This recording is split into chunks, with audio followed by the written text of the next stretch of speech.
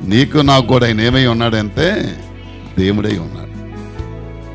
మరి ఆ దేవుణ్ణి నువ్వు ఎలాగ ఆరాధిస్తున్నావు?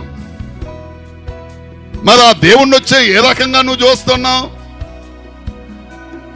ఆ దేవుణ్ణి ఏ రకంగా నువ్వు గణపరుస్తున్నావు? నీకు దేవుడై ఉన్నాడే, నీకు రాజై ఉన్నాడే.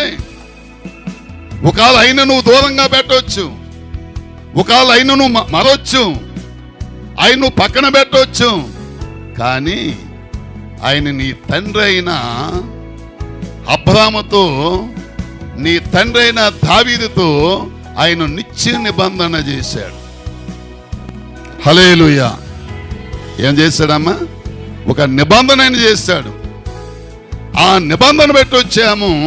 పిలిచిన దేవుడు నమ్మదగిన వాడు కాబట్టి ఆయన నిన్ను, నీ సంతాన్ని, నీ కుటుంబాన్ని ఏం చేస్తున్నాడు? నడిపిస్తున్నాడు. హల్లెలూయా. ఆయన ఇప్పుడు నీకు దేవుడై ఉన్నాడు, ఆయన నీకు రాజై ఉన్నాడు.